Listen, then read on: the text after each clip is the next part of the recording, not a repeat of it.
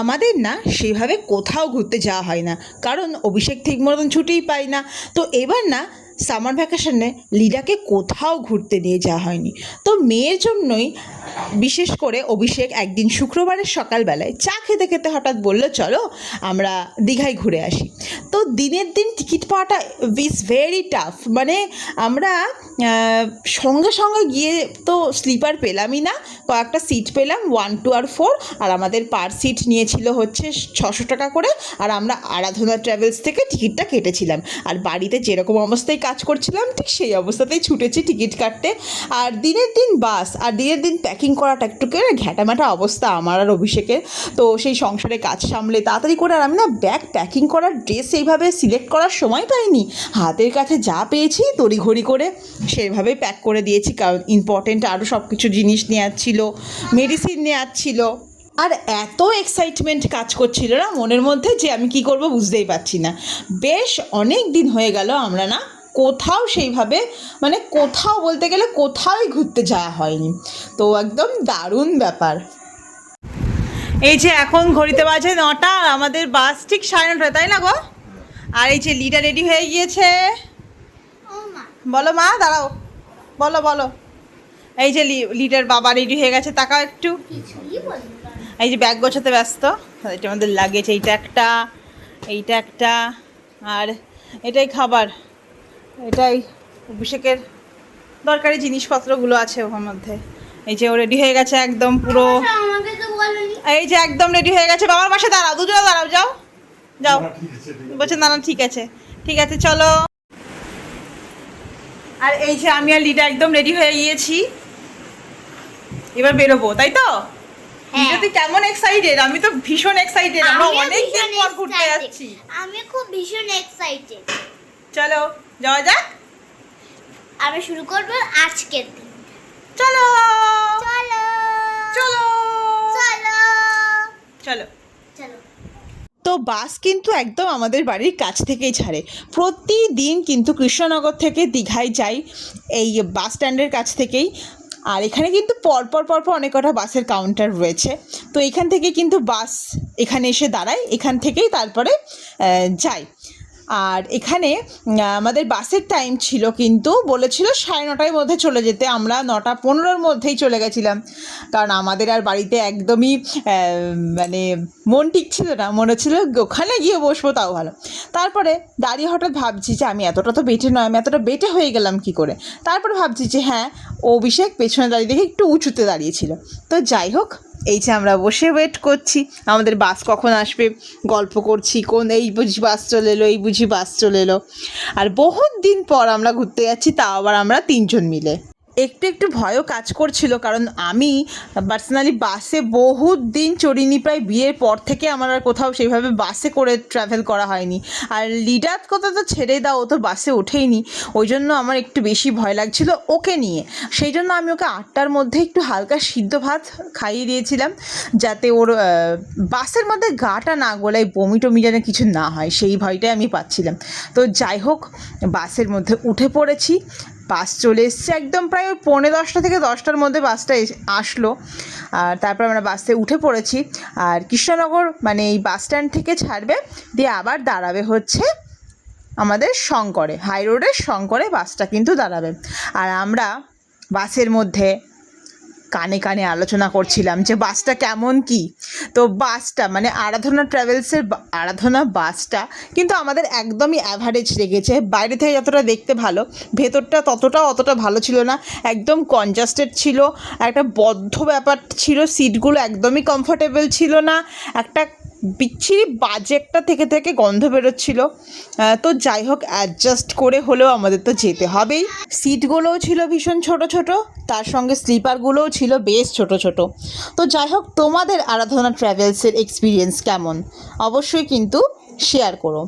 আর আমাদের শঙ্করের এখানে এত সুন্দর গাছপালা ওরা লাগিয়েছে না, এত ভালো লাগছে দেখতে, চোখের আরাম লাগছে। চারিদিকে কি সুন্দর, তাকালেই শুধু গ্রিন আর গ্রিন। আর লিডা তো ফুল দেখে আর থাকতে পারছে না, ও তো চারিদিকে ঘুরেই বেড়াচ্ছে। আর আমরা না এখানে দাঁড়িয়ে চা আর খাইনি, কারণ আমাদের বাস স্ট্যান্ড থেকে শঙ্কর তো বেশি দূরে না, ওই জন্য আমরা চা খাইনি, আমরা দাঁড়িয়েছিলাম। আরও অন্যান্য লোকজনের ফ্রেশ হচ্ছিল, তারা চা খাচ্ছিল, আমরা দাঁড়িয়েছিলাম। আর যেহেতু ফুল ফুটে রয়েছে, লিডার দুটো নেবে না তা তো হতেই পারে না। লিডার ম্যাচিংয়ের একটা নিল আর আমার ড্রেসের ম্যাচিং একটা নিল। বললো মা আমি কি দুটো ফুল নিতে পারি? বললাম হ্যাঁ তুমি কিন্তু দুটো ফুলই নেবে। তো একটা আমার মাথায় গুঁজে দিল আর একটা ও নিজে নিয়ে রেখে দিয়েছে। আর এইবার এই যে বাস ছাড়ার পালা, সবাই এক এক করে উঠছে, আমরা বসে পড়েছি বাসে। আর আমি না চেষ্টা করছিলাম যে লিডাকে যাতে ঘুম পাড়িয়ে দিতে পারি, কারণ ও ঘুমিয়ে পড়লে আমার আর চিন্তা থাকবে না অত। তো তারপরে ও কিন্তু সত্যিই বাসে ঘুমিয়েই পড়েছিল। তারপরে আমরা নেক্সট স্টপেজ আমাদের ছিল কোলাঘাটে নামলাম। নেমে ফ্রেশ ট্রেশ হয়ে আমি আর অভিষেক একটু চা খেয়ে নিলাম। আর এই কোলাঘাটে যেখানে দাঁড়িয়ে ছিল, এখানে টয়লেটটা এত নোংরা ছিল আমি আর যাইনি। গুড মর্নিং বলো। আমরা কোথায় চলে এসেছি? দীঘায়। কিন্তু ব্রাশ হয়নি তো। গিয়ে করবো, চলো চলে এসো।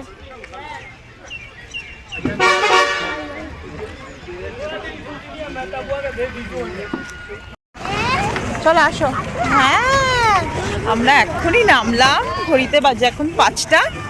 এইবার আমরা হোটেল বুক করে আসিনি। এবার আমাদের সব থেকে অ্যাডভেঞ্চার ব্যাপার হলো যে আমরা এখন হোটেল বুক করবো। চলো দেখি কেমন কি হোটেল পাই কিনা।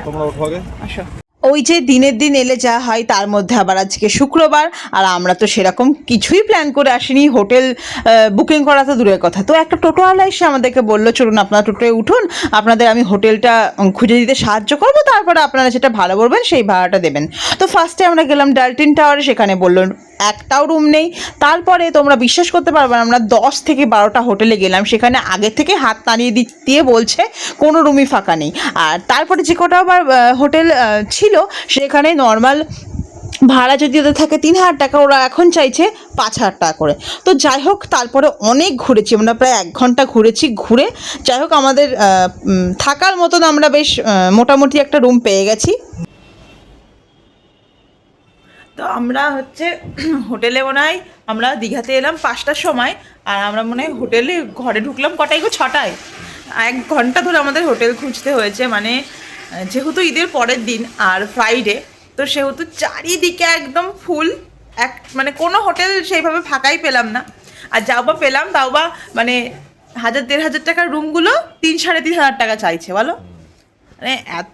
মানে 1 ঘন্টা ধরে আমাদের রুম খুঁজতে হয়েছে। তো ফাইনালি আমরা একটা রুম পেয়েছি। আর পৌঁছালাম 6টার সময়, গাড়িতে ঠিকঠাক ঘুম হয়নি। তো এসে আগে আমরা সবাই মিলে একটা লম্বা ঘুম দিয়ে নিয়েছি। এখন বাজে 10টা। এইবার রেডি হয়ে নিয়েছি। এইবার আমরা ফ্রেশ হয়ে রেডি হয়ে নিয়েছি। এবার বাড়ি গিয়ে আমরা সবার আগে ব্রেকফাস্ট করব, তারপরে যাব সমুদ্রে। তো চলো যাওয়া যাক। হ্যাঁ চলো। যাই হোক, লিডা তো খুব ভালোভাবে এসছে, ওর কোনো সমস্যা হয়নি, আমাদের কারোরই কোনো প্রবলেম হয়নি। আর এসে আমরা এতটা টায়ার্ড ছিলাম, আর এই হোটেল খুঁজতে আরও বেশি টায়ার্ড হয়ে পড়েছিলাম। তো ঘুমটুম দিয়ে ফ্রেশ হয়ে আমরা ব্রেকফাস্ট করে নিলাম, লুচি আর ঘুগনি। আর সেটা খেয়েই চলে এলাম আমাদের আলটিমেট ডেস্টিনেশনে, দীঘা। আর এসে এখানে মনটা, শরীর আর মন এত রিফ্রেশ হয়ে গেল দেখে, চারিদিকে এইসব দৃশ্য দেখে। আর তোমরা ভিড়টা একবার খেয়াল করে দেখেছো? মানে মাথা খারাপ করা ভিড়, আর তার সাথে মাথা খারাপ করা গরম। মানে একটা সেকেন্ডও থাকা যাচ্ছে না রোদে, এতটা রোদের তাপ ছিল। মানে আমরা আইসক্রিম খাচ্ছি, আইসক্রিম পর্যন্ত বের করতে আইসক্রিমটাই ঠিকভাবে জমছে না, গলে যাচ্ছে। ওখানে এতটা পরিমাণে তাপ, মানে হিউমিডিটিটা বেশি ছিল আর কি রোদের মধ্যে। তো যাই হোক, তারপরে আমরা আর একটুও ঘুরতে পাচ্ছিলাম না। তো ওখান থেকে আমরা চলে এলাম উদয়পুর সি বিচে। আর নিউ দীঘা থেকে উদয়পুর সি বিচ আমাদের টোটো ভাড়া নিয়েছিল প্রায় 150 টাকা। তো এসেই আমরা রোদে যেহেতু একটু হাঁটতে পারছিলাম না, ওই জন্য আগে বড় বড় এই টুপিগুলোকে কিনে নিয়েছিলাম লিডা আর আমার জন্য, যেহেতু আমরা ছাতা ক্যারি করিনি। আর এটা কিন্তু পরে অবশ্যই ছাতার গাছটাই করছে, একটু বেশ শেড আছে বলে রোদটা সেইভাবে ডিরেক্টলি মুখে লাগছে না। বেশ হেল্পফুল হয়েছে এই টুপিগুলো। আর আমি নিয়েছি ব্রাউন, আর লিডা নিয়েছে পিঙ্ক। আর এই যে লিডা বাবার হাত ধরে একদম পুরো চলে যাচ্ছে হেঁটে, খুব মজা। ওর জন্যে আরও বেশি করে আসা, কারণ মেয়েটা সেইভাবে ছোটো থেকে কোথাও সেইভাবে ঘোরেনি। তো যতটা ওকে আর কি একসাথে ঘোরানো যায় সেইটুকুই। আর এই সামনে থেকে দেখছি যে উট, ও তো দেখে সামনে থেকে খুব মজা পেয়েছে, সামনে থেকে একদম পুরো উট দেখছে। আর তোমরা কিন্তু বিশ্বাস করবে না যে কি ভিড় হয়েছিল। যেমন ওল্ড দীঘায় ভিড়, তেমন একদম উদয়পুর সি বিচেও প্রচুর ভিড় ছিল। আর এখানে না সব কিছু ভালো লাগে, কিন্তু এই বালি কাদা জলটা পুরো থাকে, মানে একদম ফ্রেশ ওয়াটার থাকে। লিডা কি গরম, কি গরম বল।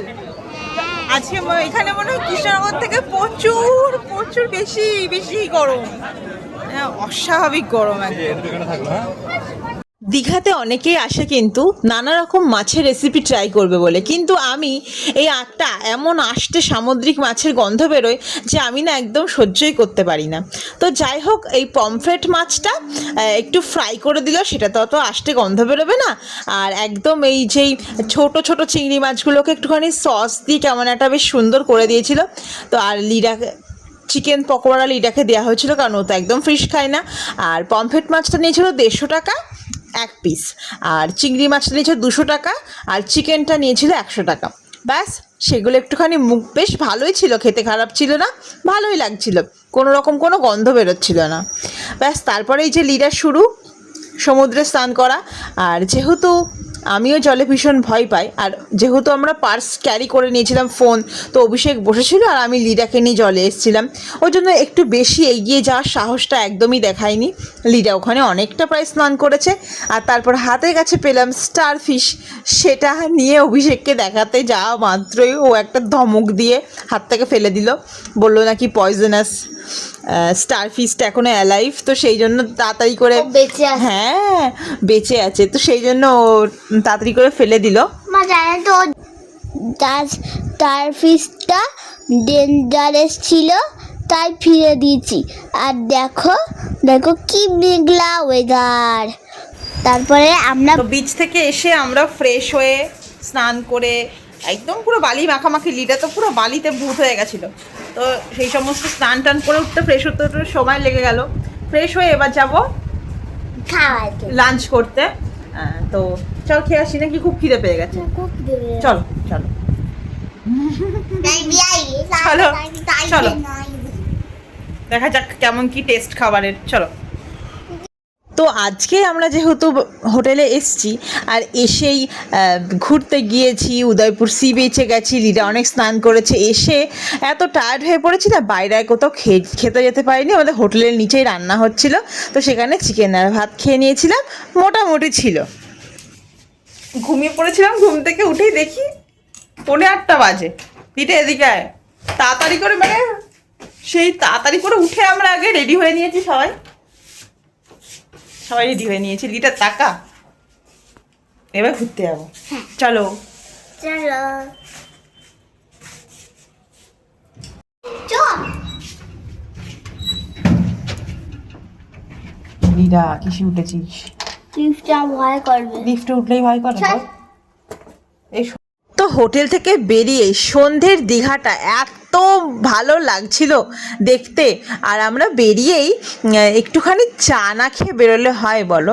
তো সেই জন্য আমরা তো লিকার চা তো পাইনি, সেই জন্য একটুখানি দুধ চাটাই খেয়ে নিলাম। আর বেরোলাম তো 8টা বাজে। তো ভাবছি যে এবার একটুখানি ওল্ড দীঘায় ঘুরতে যাব। আর বেরিয়েই চারিদিকে রাস্তায় এত ভালো লাগছে, সব হোটেলগুলো একদম পুরো যেন সেই মনে হচ্ছে দিওয়ালি উৎসব, এত সুন্দর লাইটিংয়ে ঝলঝল করছে। তো যাই হোক, আবারও আমরা ছিলাম হচ্ছে ফোর্ট স্কোয়ারে, সেইখান থেকে আমরা ওল্ড দীঘায় এলাম। আমাদের টোটো ভাড়াটা নিল মনে হয় 100 টাকা। তো তারপর আমরা ওল্ড দীঘাতে নেমে এলাম। আর এসে এবার আস্তে আস্তে না, আর মাঝে এত জ্যাম হয়, তো আস্তে আস্তে আমাদের প্রায় অনেকক্ষণই সময় লেগে গেছিলো, আর 1:30 মতন বেজে গেছিলো। আর এই যে কি সুন্দর ঝিনুকের তৈরি ব্রেসলেটগুলো, এটা লিডা একটা অবশ্যই নিয়েছে, ওর খুব পছন্দ হয়েছে। আর এছাড়া ও নানা রকম চাবি রিং দেখছিলো, এখানে অনেক কিছু জিনিসপত্র পাওয়া যায় কেনার। তো আজকে যেহেতু অনেকটা রাত হয়েছে, আমরা একটুখানি ঘুরতে এসেছি, আজকে আর শপিং করবো না, এখনও তো 1-2 দিন থাকবো, তো তখনই করে নেব। আর এসে এই যে সন্ধ্যের সমুদ্র, এত অপূর্ব লাগছে দেখতে, আর সমুদ্রের জলের আওয়াজ তার সঙ্গে মানে মনের একটা এমন কানেকশান, কোথাও গিয়ে মানে এতদিনের মনের মধ্যে থাকা ক্লান্তি গ্লানিগুলো সব মনে হচ্ছে নিমিষে ঢেউয়ের সঙ্গে সব চলে যাচ্ছে। এত ভালো, এত মাইন্ড রিফ্রেশিং ব্যাপার। দুদিনের জন্য ঘোরার একদম বেস্ট জায়গা হচ্ছে দীঘা বলতে পারো। তো তারপর যাই হোক আমরা ঘুরে ফিরে এবার তো একটু কিছু খেতে হবে নাকি, তো সেই জন্য ভাবলাম যে এখানে অনেকে বেশ প্রচুর ভিড়, সবাই ট্রাই করছে, ভাবলাম মোমো ট্রাই করি মোমো কিং থেকে। আর তার পাশেই দেখো মালতী কাজু সেন্টার, এখানে না প্রচুর কাজু সেন্টার দেখতে পাচ্ছি। কাজুর প্রাইসগুলো কিন্তু একই, খুব কম বা বেশি সেরকম নয়। আর এই যে এখানে 60 টাকার মোমো চলে এলো, বেশ বাটি ভরে স্যুপ দিয়েছে, আর তার সঙ্গে মোমো সস আর মোমো। তো লিটা কিন্তু মোমো খেতে খুব ভয় পায়, ভাবে কি ওকে গরম মোমোটা আমি মুখের মধ্যে ঢুকিয়ে দিই, তো সেইটা ভাবে, ওই জন্য অনেক ফুটু দিয়ে তারপর ওকে খাওয়াতে হয়। আর এখানকার দীঘার মোমোটা কিন্তু আমার খুব ভালো লেগেছে, এত টেস্টি, মানে সত্যি খুব বেশি যেন টেস্টি ছিল ওই 60 টাকার মোমো প্লেটটা, আমার তো ভীষণ ভালো লেগেছে। তার সঙ্গে স্যুপটাও ছিল একদম দুর্দান্ত। তারপরে আমরা হোটেলে গিয়ে ফ্রেশ হয়ে ডিনারটা সেরে নিলাম, আর ডিনারে ছিল সয়াবিন, ডাল, আলু ভাজা, আর আবারও সেই চিকেন খেতে খেতে কোনো দিন চিকেনই হয়ে যাব, তার কোনো ঠিক ঠিকানা নেই। তো যাই হোক, আমি ভেবেছি দীঘার ব্লগগুলোকে আমি পার্ট বাই পার্ট তোমাদের সাথে শেয়ার করব, তো তোমরা দেখতে থেকো ওই ভিডিওগুলো।